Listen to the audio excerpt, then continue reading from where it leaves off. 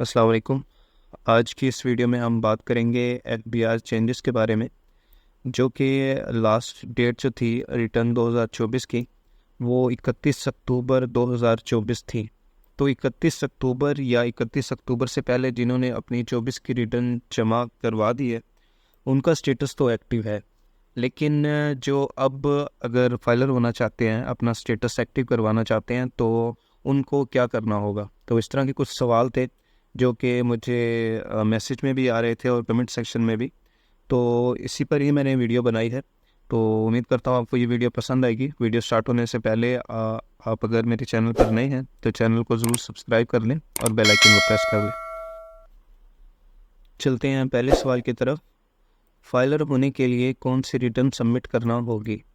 तो अभी फाइलर होने के लिए आपको 24 की रिटर्न ही सबमिट करना होगी।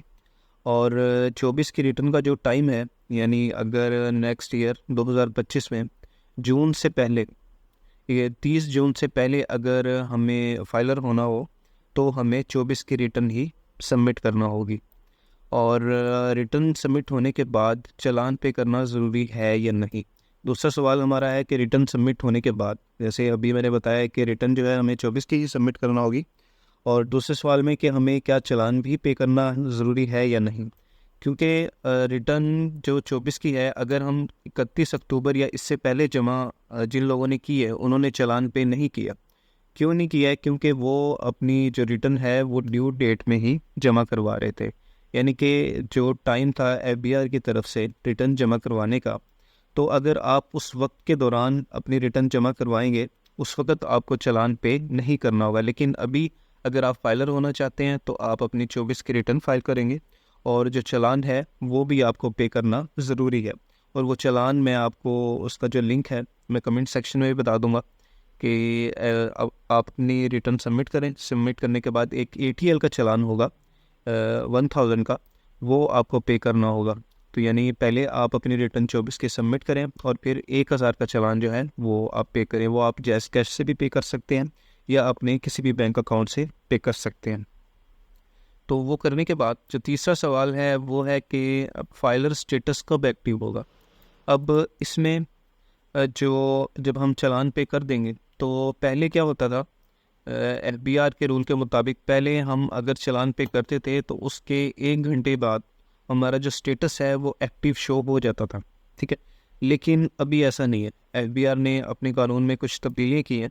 उन्होंने अब जो भी अपना रिटर्न सबमिट होने के बाद चालान पे करेगा, यानी कि अगर वो ड्यू डेट में जमा नहीं करवा रहे हैं, डेट के बाद अपनी रिटर्न सबमिट कर रहे हैं और चालान भी पे कर रहे हैं, तो वो नेक्स्ट डे यानी अगले दिन 12 बजने के बाद उनका जो स्टेटस है वो एक्टिव हो जाएगा। वैसे एफबीआर ने जो उसका टाइम रखा है वो 48 घंटों का रखा है, लेकिन जो फाइलर स्टेटस है वो एक्टिव शो हो जाता है नेक्स्ट डे को, यानी कि अगले दिन 12 बजने के बाद वो एक्टिव शो हो जाएगा। लेकिन एक्टिव ओनली एक्टिव शो नहीं होगा, एक्टिव के साथ लेट फाइलर भी शो होगा।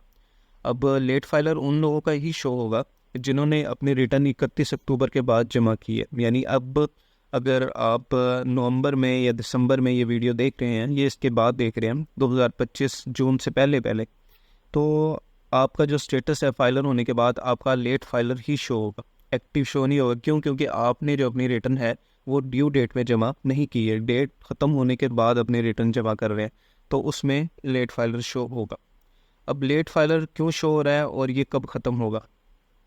तो लेट फाइलर शो होने की वजह मैं ऊपर भी बता चुका हूँ कि वो यही है कि आपने अपनी रिटर्न जो है वो लेट फाइल की है। अब वो लेट फाइल के साथ, क्योंकि अगर आप लेट फाइल कर रहे हैं तो उसके साथ आप चालान भी पे कर रहे हैं, और चालान पे करने के बाद आपका जो स्टेटस है वो भी लेट फाइलर ही शो होगा।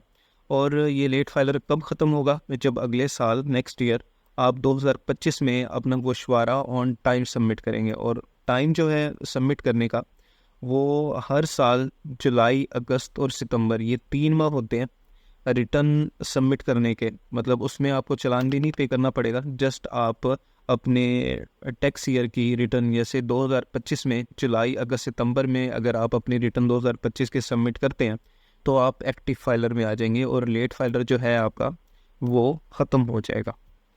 और अगर 3 महीनों के बाद, जैसे कि जुलाई, अगस्त, सितंबर के बाद अब ये जो लास्ट डेट उन्होंने दी थी 31 अक्टूबर दी थी, तो एफबीआर इस डेट को बढ़ा भी सकता है, यानी कि लास्ट डेट जो है वो 3 माह होने के बाद 4 माह भी दे सकता है इसको, या इससे कम भी दे सकता है। तो ये एफबीआर के मुताबिक है, वो अपनी डेट को बढ़ा भी सकता है और कम भी कर सकता है। तो 3 माह तो एफबीआर की तरफ से मिलते ही हैं, और इसके बाद अगर वो अपनी डेट बढ़ाना चाहे तो बढ़ा भी सकते हैं। इसके बाद लास्ट जो सवाल है हमारा कि किन लोगों को अपना गोशवारा हर साल जमा करवाना चाहिए। अभी जिन लोगों का मैं अगर आपको बताऊं कि जो लोग जिन्होंने एनटीएन बना लिया, उन पर तो लाजिम है कि वो अपनी रिटर्न हर साल जमा करवा, क्योंकि ऐसे केसेस मेरे पास आ रहे हैं जिन्होंने अपनी रिटर्न सबमिट नहीं की है, उन लोगों की सिम बंद हो रही है, ब्लॉक हो रही है। ठीक है, वो बंद होने के बाद फिर वो रिटर्न जमा करवाते हैं और फिर उसको कंटिन्यू करते हैं। और इसके अलावा एनपीआर मज़ीद सख्ती जो कर रहा है वो ये कि आपके बिजली और गैस के कनेक्शन भी ख़त्म किए जा सकते हैं। तो इस तरह के भी उनको मैसेजेस मिलते हैं, क्योंकि जिन लोगों की सिम बंद होती है साथ उनको ये मैसेज भी मिल रहा होता है। तो जिन लोगों का तो एनटीएन बन गया है उनको तो अपना जो गोशवारा है ना वो हर साल जमा करवाना होगा। लेकिन अभी जो लोग कभी फाइलर ही नहीं हुए, उनके लिए भी जो नया कानून है वो यही बना है कि अगर वो जो प्रॉपर्टी है अगर परचेज़ या सेल करेंगे या कोई गाड़ी वगैरह लेते हैं तो उनको भी फाइलर होना ज़रूरी है, और फाइलर हो गए तो फिर उसको कंटिन्यू करना भी ज़रूरी है। और इसके अलावा और गोशवारा जमा करना मैं अपनी तमाम वीडियोस में बता चुका हूँ कि गोशवारा अगर आप सैलरीड पर्सन हैं या आप बिजनेसमैन हैं तो किस तरह से अपना जो गोशवारा अपनी रिटर्न है फाइल करेंगे, वो तमाम वीडियोस मैंने अपने चैनल पर अपलोड की हुई है। बिजनेसमैन के लिए भी जो ज़राई ज़मीन पर गोशवारा फाइल करते हों, या हाउसवाइफ अपना गोशवारा फाइल करना चाहती हूँ, या इसके अलावा सैलरीड पर्सन, तमाम वीडियोस मेरे चैनल पर अपलोड हैं, आप वहाँ से देख भी सकते हैं। और अगर आपका गोशवारा जो है वो प्रॉपर वे में सबमिट नहीं हुआ है या उसमें आप कोई चेंजेस चाहते हैं तो आप मेरे इस व्हाट्सएप नंबर पे भी रब्ता कर सकते हैं। तो इंशाल्लाह मैं आपको प्रॉपर तरीका समझाऊंगा उसका, किस तरह से रिटर्न को फाइल किया जाता है, और उसमें जो परेशानी बनती है, जो लोग जिनको अपने गोशवारे में एसेट नहीं दिखाते उसका क्या नुकसान है, और अपने रिटर्न फाइल करना के लिए क्या क्या चीज़ें अहम हैं, मैं एफपीआर से रिलेटेड तमाम जो अपडेट है वो इस चैनल पर अपलोड करता हूँ। उम्मीद करता हूँ आपको ये वीडियो पसंद आई होगी। वीडियो पसंद आई है तो चैनल को सब्सक्राइब ज़रूर कीजिएगा। मिलते हैं नेक्स्ट वीडियो में। अल्लाह हाफिज़।